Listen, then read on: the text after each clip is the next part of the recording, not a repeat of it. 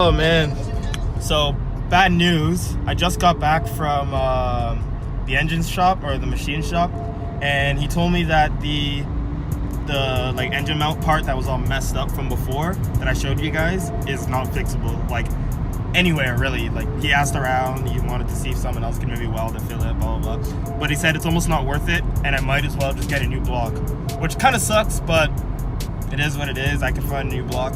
I also found out that my flywheel is like 13 pounds. It's some crazy lightweight flywheel or something like that. So that's cool. I'll be keeping that if I can.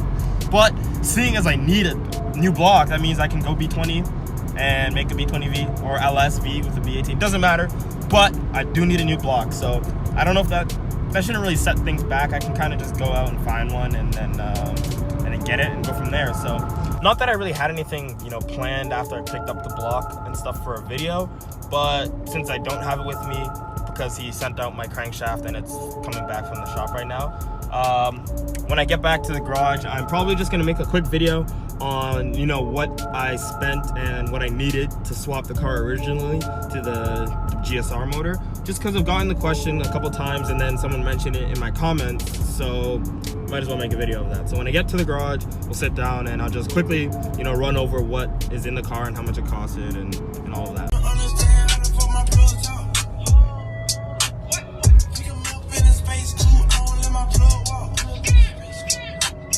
It's actually pretty nice out, so hopefully soon or whenever it's running we can get going to the meets in Mexico and all of the above. But like I said, we're here to talk about how much I paid and what I needed and everything to get the GSR into the hatch and how much it all costed. So to start, I guess I should sit down. I guess I can start with the car. So the car I got from a buddy who owned it for not even a couple months, I think like 3-4 months, if even. And he said he got it from like a grandma who just daily drove it. Besides the point, I bought it with the transmission that was goofed up. Like I could put it into any gear without pushing the clutch in and it just wouldn't move or wouldn't engage or anything like that.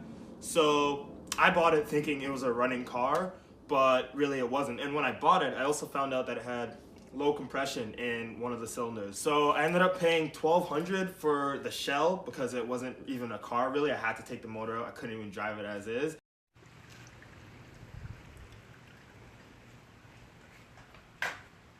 I wasn't too mad about like the price of the car itself because it did come on Yanaka coils and these GSR blades. And I could like sell the GSR blades for $450 or so if I wanted. And the coilovers I believe are like around 500 new. So that's pretty good. Not that I'm gonna sell these parts, but it makes up for the value of the shell. So as soon as I bought it, I got straight cracking on it and pulled out the single cam that I have over there, which is the Y7, the D16. $1,200 for the car, and then I found someone selling a full GSR swap. So that came with the engine, the transmission, the shift linkages, the axles, the motor mounts, as well as the tranny bracket and wiring harness as well. So I picked up the full swap with everything I just mentioned for $1,400, which is pretty good because some people usually want like $1,000 or over $1,000 for just a GSR motor and a transmission together, like both GSR. But I guess I got lucky and I got everything for an okay price. So the $1,200 and the $1,400, we're at $2,600 already, which is still really cheap. But $2,600 isn't much for any build project. And I also saved a lot of money because I swapped it in myself. I didn't have to pay anyone extra, which would have been a couple $100. I don't really know. With those two together, the car and then the full swap, I also ended up having to buy the ECU, the headers or the exhaust manifold because it's stock, as well as the catback. So I have a Yanaka catback, which was like $250. And then I paid $60 for the ECU and $60 for the headers together. So I'll add that up together and I'll put like a total up on the corner here. It'll just keep adding up. So we had this motor in the car, if you didn't already know, and then it spun a bearing at the track, so I ended up pulling it out, getting the motor. I sent it out to get the motor refreshed, but as you guys now know, I can't do that, which means I need to find another engine or something like that. But I am going to be keeping the head, and I'm going to be using the head on whatever block, bottom end I find, whether it be another GSR, B20 or B18B. If you're ever looking to do any B series swap in the car, the things that I know for a fact you need are the engine mount. You need at least the driver's side mount because it's different from the D series one. You need new axles, the B series axles and a B series half shaft, as well as the tranny bracket for a B series, the shifter linkages for a B series, and that's it. The rest of it should work with the regular, you know, DX, CX, EX chassis parts.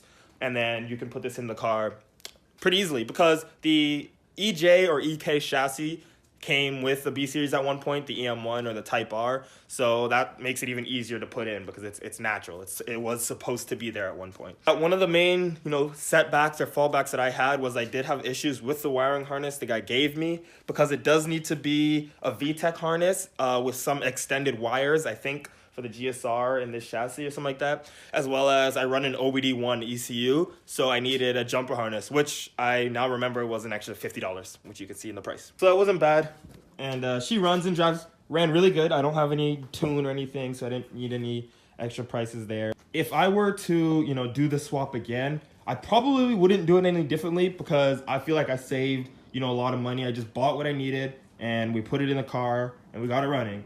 Straightforward. I mean, obviously you can do it a lot cleaner, which I am going to be doing now that it's out again. Going to be cleaning up the bay a lot more, you know, getting the block nice and painted, look fresh, and then, you know, the head as well. But these are all done. Well, this one at least is toast. The rest, I can't sell 3, or maybe I could actually, to be quite honest. But so that's that. I mean, hopefully it helped any of you guys out that were looking to do a B swap on your car and you wanted to know what you needed. So anyways, guys, this is probably going to be a very short video, but I hope you enjoyed it nonetheless. So make sure you're back for the next one.